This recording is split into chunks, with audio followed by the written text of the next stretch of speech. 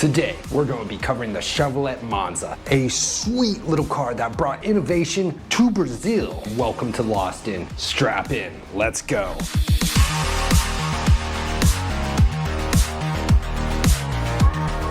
"1982 was an epic year. The box office was killing it with such releases like Conan the Barbarian, Rambo, Rocky III, E.T., my personal favorite, Star Trek, Wrath of Khan. The two running longest singles on the music charts at the time, I Love Rock and Roll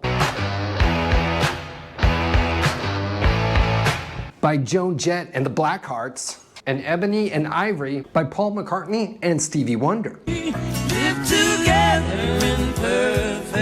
If the subject was about cars here in Brazil, who was making a wave was the Chevrolet Monza.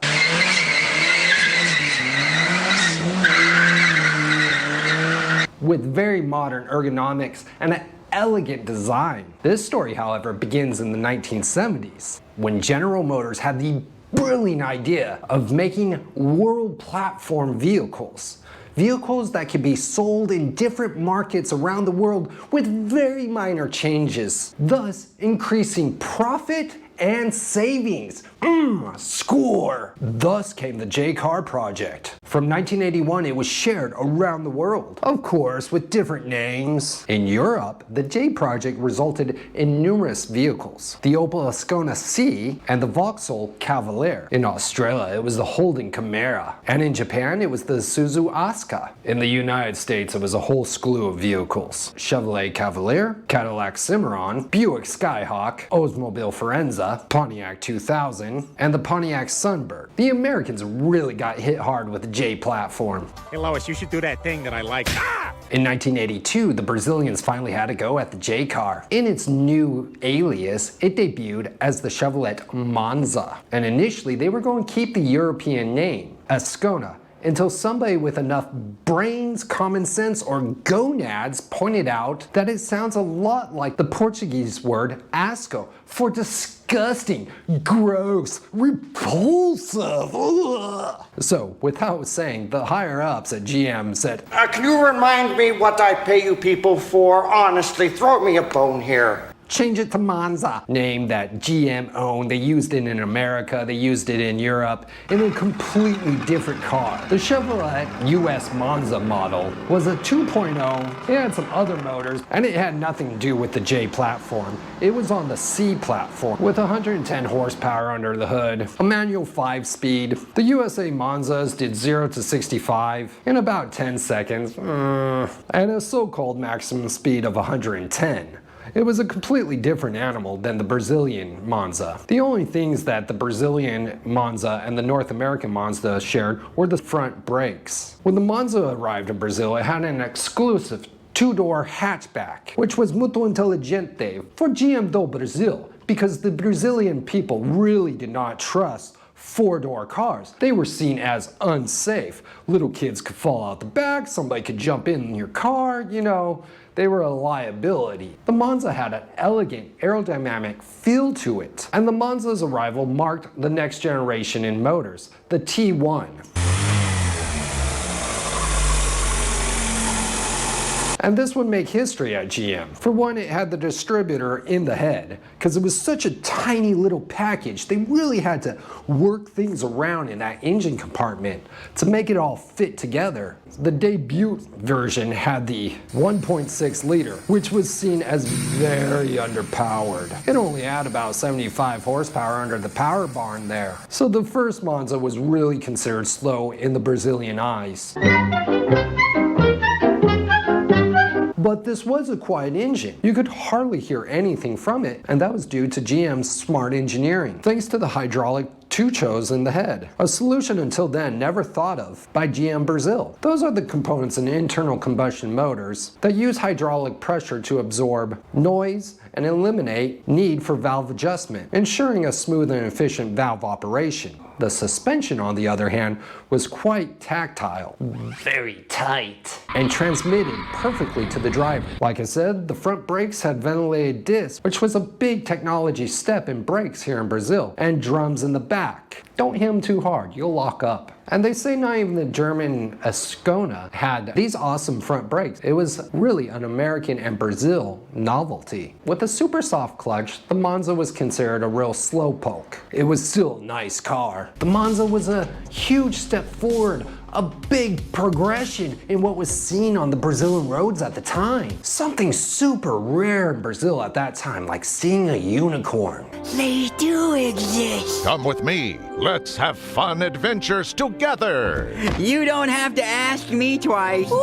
Evolution and success in 1983, GM redeemed themselves from the underpowered 1.6 liter engine by issuing a 1.8, and this had 86 horsepower.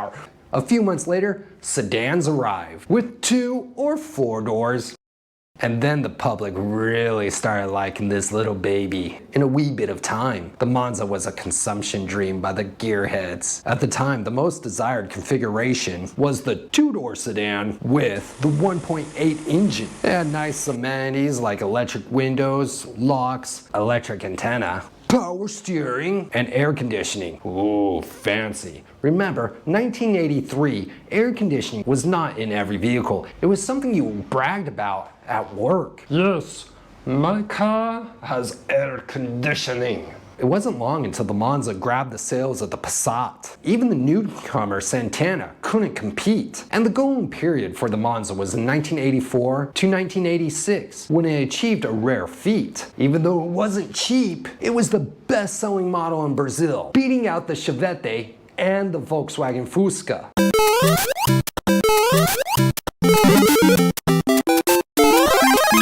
With the imports being prohibited, the customization of national cars was very successful. The Monza could not be left out of the convertible party. It got right up in there. Made by the company Sula and Invimo, and this company Invimo also did a station wagon. 1985, GM launched the sports version, a rear spoiler, 15-inch rims, and Recaro seats. Comfort. The 1.8 alcohol engine got a double body carburetor and also a new intake. With the exhaust ducts, it generated 106 horsepower under the power barn. And this was 10 more horsepower than normal. And this was facing off with the Passat GTS, the Escort XR3, and the Gol GT. Tough competition. Next year saw the top of the line. A real spectacle for its fog lights, ray wheels, and especially for the two-tone paint scheme. Power steering, air conditioning were standard. And there was also the 2.0 that had 110 horsepower under the power barn. The Monza was the second national car, sold with electronic fuel injection, right behind the heels of the little Gol GT. It was in 1990 that the Special Series EF made it to the party of Emerson's Fittipaldi's victory in the 500 miles of Indianapolis. And this car brought the first tape player with a removable face. High tech. But Monza's advancements in technology came increasingly old-fashioned in design. You know, like that hot girl in high school? And then you see her at the class reunion and she's like aged worse than an old apple left out in the sun? Yeah, that type of aging. And GM with their dark little hearts just kept pushing this old girl up on the stage. Get up there and dance, old woman.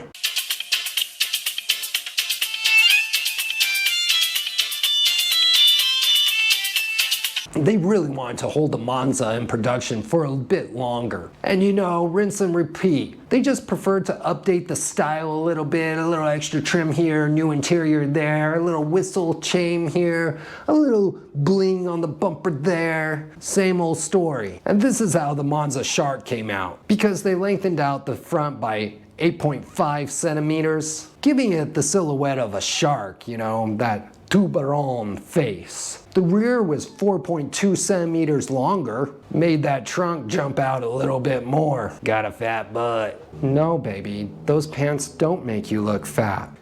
Honestly, 4.2 centimeters is nothing, baby. The new Monza was even more pleasant to drive. It had a 2.0-liter engine.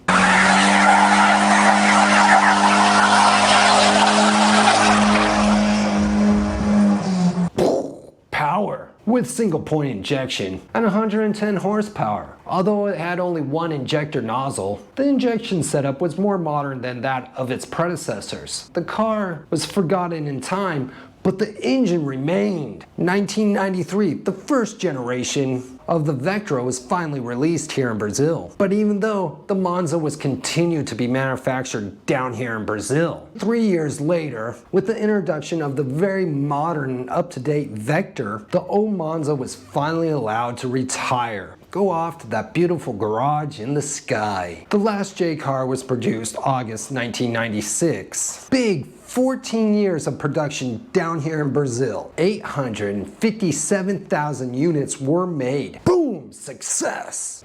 I love the taste of success in the morning. That wraps up another Lost In. I want to thank you guys for joining me today. If you guys like what we do here at Lost In, consider leaving us a super thanks. Everything you donate will go back to saving some little baby and put her back on the road. Share this with your primos. Give a thumbs up. Subscribe. And until next time, I'll see you on the flip side. Até a próxima. Ciao, ciao.